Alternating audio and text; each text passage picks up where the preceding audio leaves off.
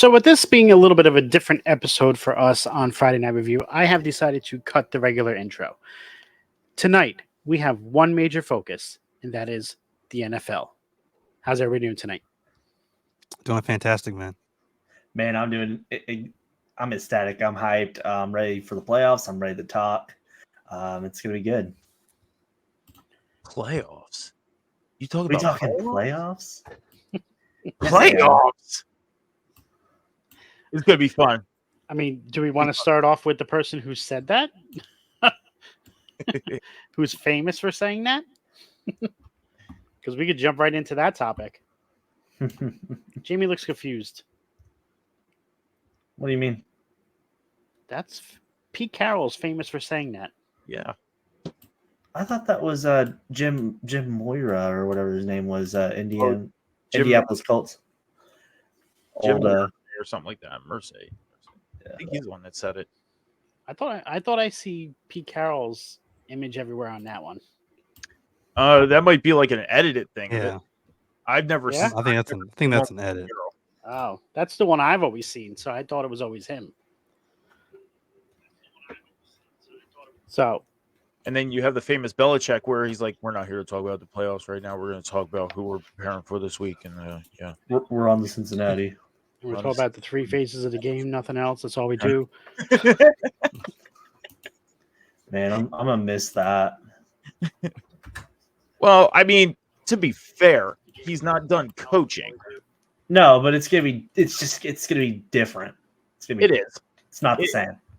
It is. I mean, I don't know. Is it okay to start a topic? Yeah, go ahead. Yeah, okay. Might as well. We're already talking about it. So I don't know if you guys caught the press conference yesterday with Belichick and Robert Kraft. Kraft said that, it's going to be weird to see Bill wearing another team's, gear. He's going to root for him, but unless it's, he's playing the Patriots. Mm-hmm. So, I mean, yeah, it's going to be weird to see him in other teams' gear, but at the same time, it's, he's going to be on a sideline next season. And that's that. I have my two teams that I think he's going to be on the sideline for. I'm saying either the Chargers or the Falcons. Or no, I'm sorry. The Chargers or the Seahawks. I'm sorry. Chargers or Seahawks are my two. You think Seahawks are in play for him? What's going on, Allison? Yeah, I mean, my main reason, it's the obvious reason why the Seahawks. I mean, Pete Carroll stepping down. I mean, they're great friends, and the Chargers because of the full control thing. He can go there and be a GM and a coach. He can run everything. See, that's why I don't think it would be the Chargers. The Chargers would be the best spot for him if they're talking about immediate success, because the roster that the Chargers have, they have your. Am I echoing? You are echoing, yes, a little bit. Do you think the Chargers would be the best team right now? I mean, if we're talking about immediate success, they have their franchise quarterback. They have a defense that, when under the right direction, could be one of the top defenses in the league. I don't know about the full control thing. If we're talking full control, then that's going to be the Atlanta Falcons. Well, I mean, the Chargers right now, they don't have a GM. They don't have a coach. The Falcons, I believe they still have their GM. I didn't see anything about them releasing or letting go of their GM. But, I mean, they don't have Arthur Smith's gone. I mean, he's been gone since Sunday afternoon after the Saints game. Mm-hmm. But he's going to want to have control of his roster. He's going to want to have control of deciding who is on his roster. And from day one, when I heard the rumors of him leaving New England, and then everything went into play for the Chargers, I was like, okay, the Chargers are going to be his landing spot. And the other day when we got the news about Pete Carroll stepping down as coach in Seattle. Mhm. Immediately I thought, first off I thought Falcons, but then when Pete Carroll stepped down, I said, okay, I'm changing this up. It's going to be the Seahawks. I mean, just imagine those two minds running one team, the Seahawks, Pete Carroll and Bill Belichick in the same building. I also think, like, yes, they put out that presser saying that Pete Carroll is going to, take the step back and be an advisor role. But that's the thing. If someone wants to interview him and a good job pops up, he's going to jump on that. Like the guy said, he is super competitive. He competed to keep the job. He's still got a lot left in the tank. He might be 71 years old, but he's still a spring chicken. Yeah. He could still go. And he's a damn good football coach. I mean, he said it the other day after the game on Sunday. He said he still has the energy to do it. He does. What changed from there? I don't know, because nothing has really come out on why he stepped down. It was just he's stepping down as coach. He's going to be an advisor in the building. It's more of a mutual decision, I would say. Yeah, and I'm sure more is going to come out of it as the weeks go on. Like, we're going to find out more so why he stepped down. But right now, him stepping in that advisor role, I mean, I don't know. I think Bill Belichick in Seattle, if he goes to the NFC, because I mean, I don't believe he's ever been in the NFC in his career. He's always been in the AFC. No. He's won 2 Super Bowls with the New York Giants. That's right, Giants. As a defensive coordinator for Bill Parcells. You're right. Well, and that's where he's been highly speculated to go back to until they got Daboll. Yeah. If they never got Daboll and they kept the previous one, Belichick would be coming to New York. I can guarantee you that. Yeah, and I hear all these. I mean, I listen to 2 shows every day. 2 football shows every day, live shows. They're not like podcasts or anything like that, recordings. Mm-hmm. They're live shows. And fans can call in, talk, and all that stuff. And a Giants fan called in saying, like, oh, what if Bill Belichick comes here? And it's like, you guys got Brian Daboll. Yeah. Like, he's not going anywhere. He won Coach of the Year last year. Yeah. You had a setback of a season this year. I think the Giants will definitely be back on track next year. I mean, this injuries. This was a lot of injuries this year. Yeah, this was an off season for them. I mean, everybody knows by now I'm an Eagles fan, but when it comes to sports, I'm a realist at the same time. Like, I'll scream, fly Eagles fly all day, but at the same time, I'll sit here and say, hey, dropping 5 of our last 6 going into Monday night, I'm scared. Yep. I'm scared. I'm not gonna lie about that. I'm scared. Tampa Bay 9-8. I'm scared because they've been looking damn good lately. Baker's been looking damn good. And with that being said, do you think if the Eagles lose, do you think Nick, do you think his position will be compromised? At least have a chance to be compromised. His ass is getting fired if they lose. Exactly. Yeah. I mean, the rumor mill has been the past couple days, not only in national news, but in the local news, that he is basically like big game or bust. Like, he's got to bring that trophy home, or he's gonna be gone. See, and that's also that's a spot where Bill Belichick can also hop in. No, I don't want it. No, I don't think so. There's a lot of these playoff teams that are, they're like, do we stick with what we got, or do we have a better chance with the hood?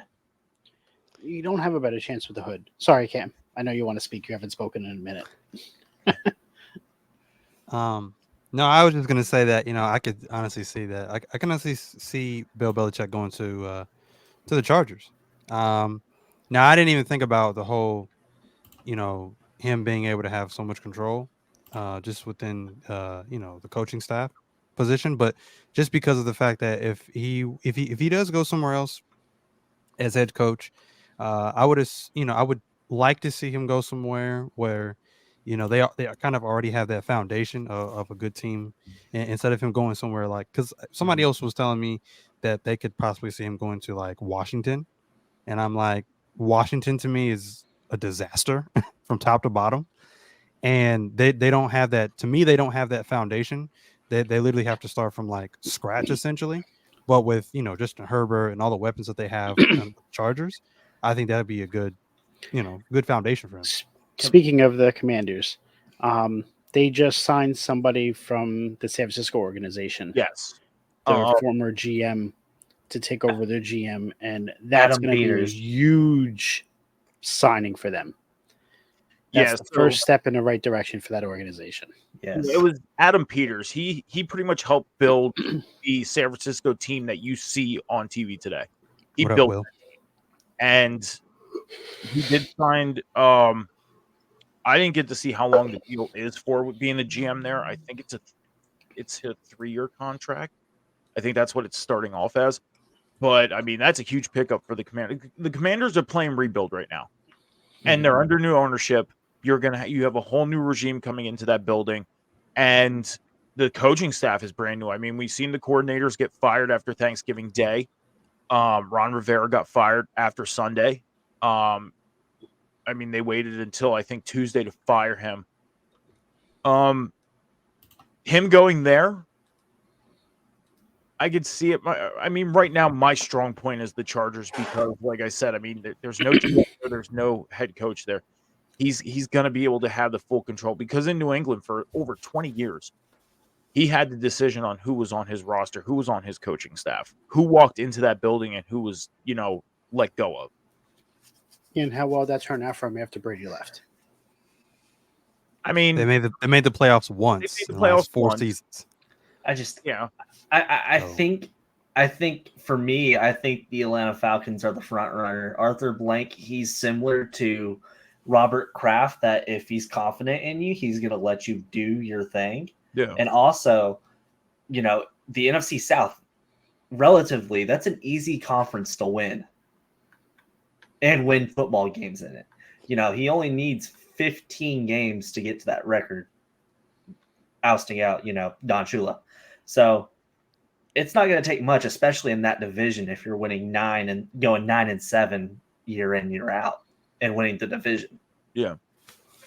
I mean, right now, as far as the coaching carousel goes, I mean, things aren't done yet. There are rumors of head coaches that are in the playoffs right now that can be let go of if they get eliminated. I mean, you guys brought up a few moments ago Nick Sirianni. I wouldn't want to see Belichick in Philly. I don't want him as my head coach. I don't want him as a head coach either. I would suck for the Giants. my reason being is because I wouldn't want people, like I am a hardcore fan of my teams. I am. Mm-hmm.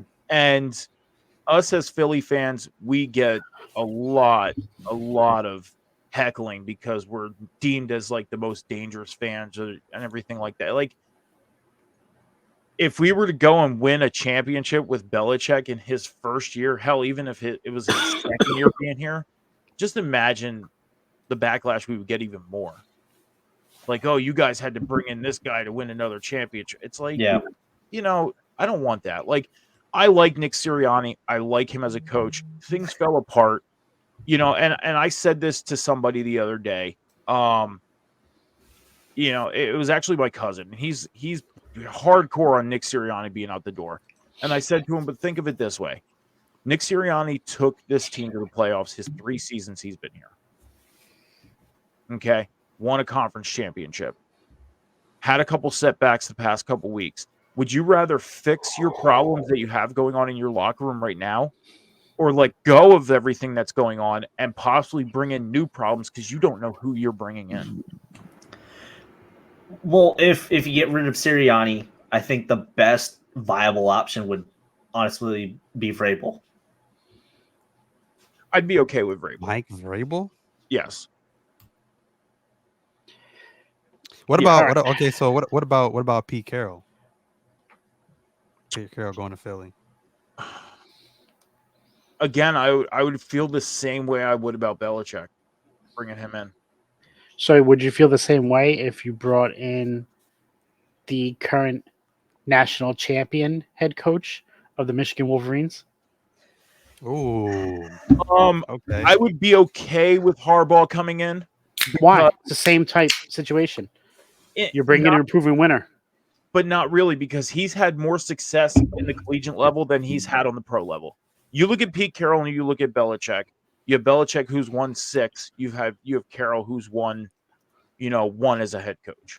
I think if because Harbaugh's leaving, but I he's think up to the pros. I think that Chargers job is his. It has his name written all over it. That or even the Seahawks job. One of those 2 jobs. I had Harbaugh. If Harbaugh makes the ultimate decision, which I think he's going to make the decision to come to the pros, I have one landing spot for him, and that is Carolina. Carolina is the landing spot I have him going to. Hold on. And I think the reason for that would be Bryce Young. Yes. That'd be the only reason I would say him going there makes sense. Yes. But you brought up a point of the Seahawks. Now, him going there would make more sense because you have Kenneth Walker and Zach Charbonnet, and then you have Jackson Smith Njigba. And as you have your rookies right there to build that franchise around. That's why I think Belichick is actually going to go to the Seahawks, because you are built already in the 2 major positions. Yes, you still have Geno Smith as your QB. He has 2 years left on his contract. You can bring in somebody, have Geno teach him, and have the guy ready to go in Geno's last year, and then Geno would be your backup. Mike, where can we find you? At Metal Mike 714 all across the socials, anywhere and everywhere. X, TikTok, Instagram, Snapchat. As far as show wise, you can catch me every Saturday night, 8 p.m. Eastern Standard Time on Movie Madness. Every Sunday morning at 11 a.m. with Johnny H on Rivet City Red Zone. We'll be definitely talking about more playoff talk and coaching carousel and college football stuff going on. I know there's very little college to talk about, but still have some college football and some UFL stuff. And then Table Spot. New spot Monday nights, right after Monday Night Raw at 11 p.m. with Cam and Sean. And yeah. Righteous. Jamey? Man, you can find me on all my platforms at Jamey Rose X. Don't forget the X. I am the color commentator for Diamond State Wrestling, so if you want to check that out, you can find us on YouTube and at your local show. And you can find me whenever I'm pulling a Roman Reigns and it show up eventually on whatever Rivet City Radio and Off the Top's doing, because I am the one. But for all that fun being said, man, I'm happy to be back in the saddle tonight. It was very fun. I had the itch, and I love doing this with you guys, and I'm glad to have the opportunity to be the ultimate friend of Rivet City and Off the Top. So I do have one more spot. hit it. Also, Halftime Heat. Yes. I record the first episode dropped on. We dropped it on Wednesday, right? Wednesday, yeah. Dropped it on Wednesday. So I do. I'm going to be recording Halftime Heat every Tuesday. You're going to be dropping that on Wednesday. Mm-hmm. I assume that's going to be the schedule. Okay, so it's just a short 15-minute show of any news that comes out of Sunday afternoon, Monday, and early Tuesday. It's a 15-minute episode for Halftime Heat. Nice. Cam? So you can find me on my TikTok pages right there in the chat. But you can find me right here every single Friday night with Friday Night Review, going over sports, going over wrestling. Every single Friday night with, of course, Jamey and Scalz for Friday Night Review right here on Off the Top Media. You can find me now on Mondays with this guy right above me and Alpha Wolf Sean on Monday nights, immediately following Monday Night Raw for the Table Spot. And of course, you can find me on Wednesday nights on Rivet City Radio with The Boom. Season 2 will be starting up really soon. We got a new logo, we got a new backdrop, we got a new intro coming. So all new things coming for the product on The Boom every single Wednesday night following AEW Dynamite. You can find me on Twitter, X at CamandCheese317. And if that does not sizzle your bacon, you can find me on Instagram at 317 Bacon, Eggs, and Cam. All right. So I'm Scalz. You can find me here on Off the Top on both Twitch and YouTube. You can find me on Off the Top Media _ on TikTok, Instagram, and Twitter. Right down below, you see the merch top scrolling across the bottom. That's where you can find merchandise for Off the Top, Bot Spots and Chair Shots, and many of our hosts that have merchandise. It's all on there. One-stop shop. Make sure you guys check it out. Got hats, t-shirts, stickers, cups, duffel bags, whatever you want. We got a lot of it. Make sure to check it out. Then you can catch me on NXT on Tap on Tuesdays at 10:15 p.m. And then, like what Cam and Jamey had said, Friday Night Review, usually right after SmackDown. Was a little bit earlier tonight because we were supposed to have what I normally do on Saturday nights tonight, and that would be at 10 p.m. on Saturday nights. It's Ringside Chatter. It is a hockey podcast with myself, Shadow, and Dusty. Make sure you guys like, subscribe, do all that thing. Help us get our show out there, spread the news, and we'll catch you again soon. Have a great evening, guys. Go Leafs, go.